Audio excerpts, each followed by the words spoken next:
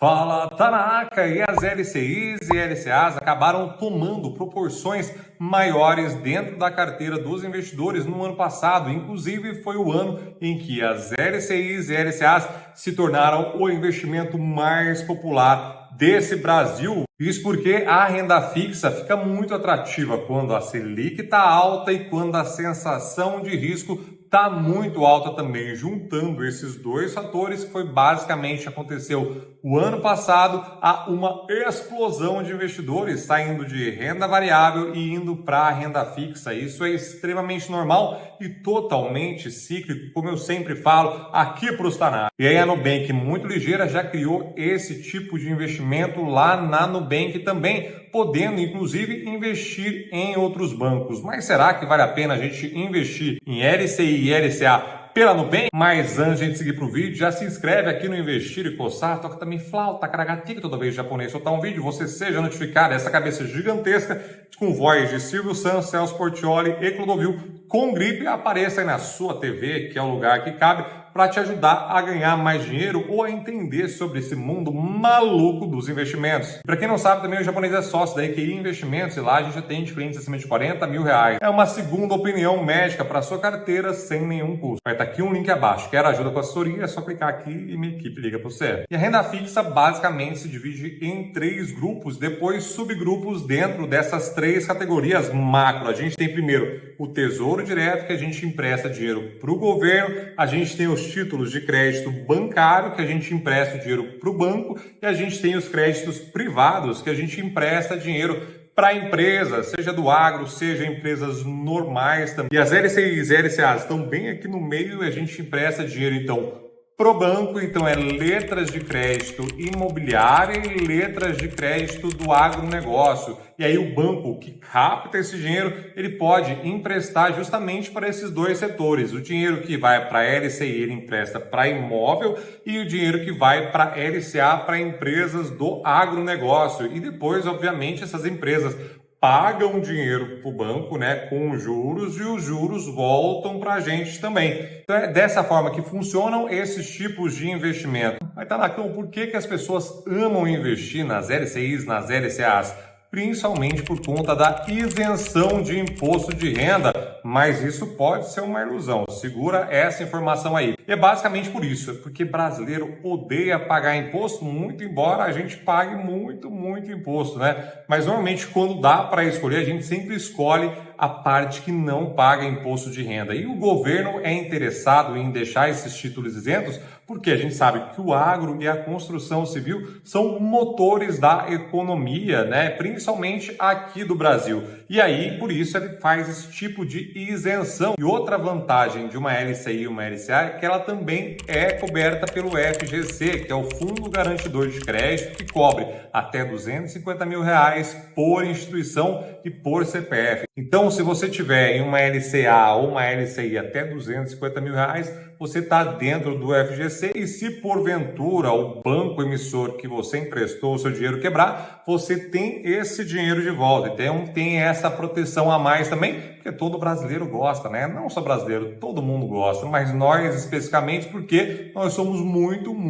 desconfiados. E aí depois, se você entendeu já o que é LCI e LCA, agora a gente entender quais são os tipos, né? Porque você abre lá a tela da corretora, do seu banco e não entende nada, igual no Tesouro Direto, né? Mas basicamente a gente tem os pós-fixados, os pré-fixados e os IPCA+. Então, aqui a gente investe em títulos que vão variar conforme a taxa Selic. Então, se a Selic subir ou descer, esses seus títulos aqui, eles vão oscilar. E a gente também tem esses pré-fixados aqui, que a gente já sabe quanto vai render por ano até o seu vencimento. E aí a gente tem também a parte da inflação, que é um título híbrido, que é o IPCA+. Então ele vai corrigir o seu dinheiro da inflação e te dar uma taxa pré-fixada, IPCA+2, IPCA+3, IPCA+4 e assim por diante. E tem um outro tipo de investimento que fica entre o pós-fixado e o pré-fixado, que é o CDI+2, CDI+3, CDI+4. Então é híbrido assim como o IPCA. Os 3 tipos de investimento, que é o pós, o pré e o híbrido, que é o IPCA+, ou o CDI+, são lindos, maravilhosos. Você montar a posição quando tem muito a sensação de risco. Çok çaresiz. Evet. O da farkında. Porque as taxas sobem muito e aí você consegue montar as posições. Os pós-fixados são usados mais com defesa, né? Porque se a taxa Selic subir muito, você tem ali uma fração exposta ao pós-fixado, você vai ganhar mais à medida que a Selic vai aumentando, como, por exemplo, esses títulos agora, não tão lindos, maravilhosos, porque a taxa Selic está caindo, mas você sempre tem que ter na carteira esse bichinho. Já os pré-fixados também são momentos de explosão e de tensão que você consegue alocar bem. Por exemplo, aqui que o Japão tem vários investidores que têm 18%, 16%, 14%. Então, à medida que a taxa Selic vai caindo, esses caras aqui vão ficando cada vez mais lindos e maravilhosos. Só que aqui você tem que tomar muito cuidado. Por quê? Porque a taxa Selic, do mesmo jeito que começou a cair, ela poderia continuar subindo como subiu na Argentina. Se a taxa Selic fosse, por exemplo, para 20, os títulos que pagam 14 seriam verdadeiros lixos, iam puxar a sua rentabilidade para fora. Agora, os IPCA+, eles sempre têm que estar na carteira. Por quê? Porque a inflação brasileira, a gente sabe que sempre foi muito alta e infelizmente deve continuar alta. Por quê, Brasil? Porque a gente já está vivendo numa era de afrouxamento monetário. Então baixa a taxa Selic e à medida que vai baixando a taxa Selic, pode ser que a inflação volte a subir e aí novamente o Banco Central tem que aumentar a Selic para baixar a inflação. Então, inflação sempre é um título que você tem que ter na sua carteira. E agora, qual é a proporção ideal? Uma proporção básica e besta e vai mudar ao longo do tempo é que você tenha 50% no pós-fixado, 25% no pré-fixado e 25% no IPCA. Isso é uma proporção bastante besta, é uma conta de padeiro e isso vai mudando ao longo do tempo. Então, por exemplo, na carteira dos investidores do Tanacão aqui, a gente começou a focar bastante em pré-fixado quando a gente começou a enxergar que a taxa Selic deveria cair, né? Mas não pode colocar tudo no pré-fixado, como eu disse para vocês,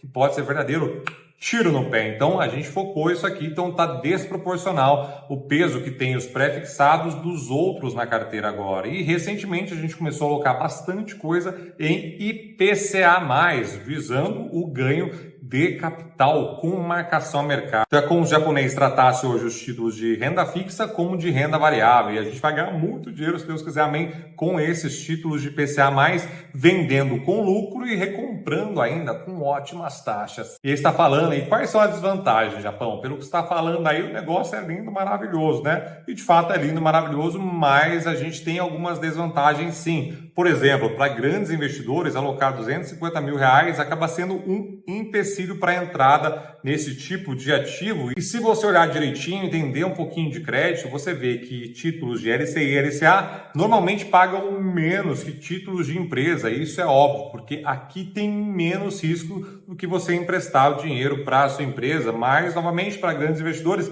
normalmente créditos privados são melhores do que créditos bancários. Lembra a pegadinha do malandro que eu falei para vocês sobre os títulos isentos de imposto de renda? Pode entrar também aqui uma parte na desvantagem. Por quê? Porque quando a gente ouve isento de imposto de renda, a gente fica cego, a gente fica surdo e só quer saber desse tipo de título. E o grande X da questão é onde você vai ganhar mais dinheiro. Então, por exemplo, se você tiver o mesmo título com um vencimento muito parecido, muitas vezes o CDB acaba sendo melhor do que uma LCI e de que uma LCA.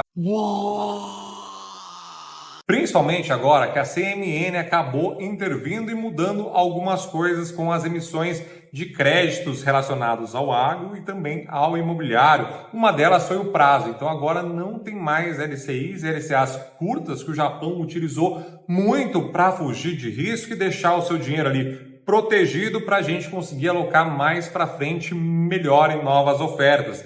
Então agora os títulos têm que ser muito mais longos do que antes. Então as LCAs que tinham um mínimo de 90 dias agora passaram para no mínimo 9 meses e as LCIs que tinham 90 dias também agora passaram para o ano. Já títulos de IPCA+, são só 36 meses, então acabou ficando um um pouquinho menos atrativo ainda esse tipo de investimento. E se tratando de isenção de imposto de renda, à medida que o tempo vai passando, esses títulos vão ficando menos atrativos. A partir de 2 anos, então, é menos atrativo ainda. O atrativo mesmo era a janela de menos de 6 meses. Por quê? Porque o CDB, por exemplo, ele segue a tabela de alíquota regressiva do imposto de renda. Então a gente começa com 22,5 a cada 6 meses, depois baixa para 20 de 6 meses a 1 ano, depois durante um ano todo a gente fica em 17,5 e a partir de 2 anos a gente tem 15% de imposto de renda. Então, à medida que vai passando o tempo, esses títulos ficam menos atrativos. E agora, com esse alargamento do prazo mínimo, ficou um pouquinho mais difícil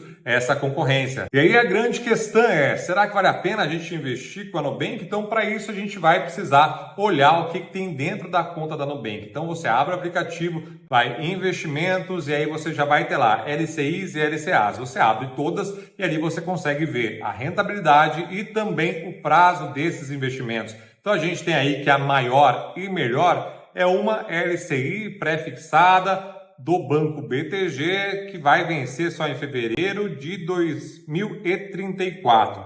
E o que a gente tem que fazer é comparar com outras instituições. Então, aqui na IKEA, por exemplo, a gente tem esse mesmo título, só que com pagamento maior. Então, a gente paga aqui R$ 9,19, enquanto lá na Nubank são R$ 8,79. E aí também a gente tem que fazer essa conta aqui, ó. Isso aqui é extremamente importante para que você saiba se é melhor investir no CDB ou é melhor investir na LCI ou na LCA, que é comparar, né? Uma equivalência. Aqui na IKEA a gente tem a equivalência, né? Então é como se a gente comprasse um CDB de 10,81. E a grande questão aqui é porque, Brasil, está rodando CDBs hoje pagando 12%. Então não faz muito sentido a gente investir num título isento de imposto de renda, sendo que com um investimento que paga imposto de renda eu vou ter mais ganhos. Então é sempre importante você olhar nessa parte de equivalência ao CDB. E se você não souber, pergunta no chat, fala, maninho, quanto é aí essa equivalência desse CDB, dessa LCI, essa LCA? O que equivale mais? O que é melhor fazer? Qual que é o melhor investimento? Então isso é sempre importante vocês fazerem para ganhar mais dinheirinho na sua carteira. E apesar daqui da IKEA você ganhar mais dinheiro, tem um tarico que não é tão legal, que é a Nubank tem vantagem, que é a aplicação mínima.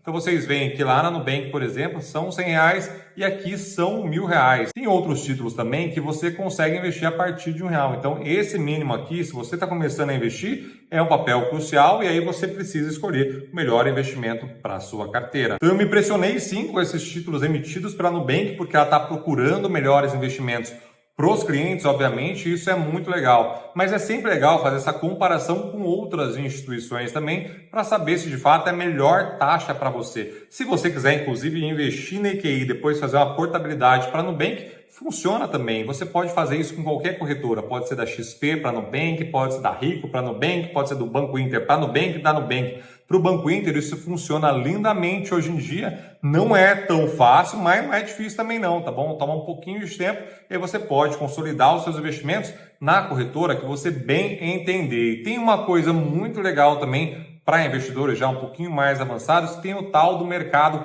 secundário que tem aqui na IKEA, por exemplo, algumas outras corretoras eu sei que tem também, que é quando alguém está precisando vender desesperadamente os papel, eles vendem para a corretora e a corretora coloca para vender de novo e normalmente são taxas muito boas e muito lindas e maravilhosas, que é um negócio muito interessante você aprender esse mercado secundário também de renda fixa. Então, Tanacão, não se iludam que sempre um título isento de imposto de renda vai te pagar mais do que um título com imposto de renda, apesar de ser uma desgraça pagar imposto para esse governo, né? Mas é o jeito que é a vida do jeito que é e você tem que saber escolher o investimento que vai trazer mais dinheiro pro seu bolso. Isso é extremamente importante de você perceber. E me conta aqui, Tanacão, você prefere títulos isentos de imposto de renda com imposto de renda? Você faz essa conta? Você sabia desse movimento? Me conta mais, você está investindo no Nubank ou alguma outra conta aqui nesse universo? E para você que já gosta de investimentos em renda variável, principalmente receber dividendos isentos de imposto de renda ainda no seu bolso,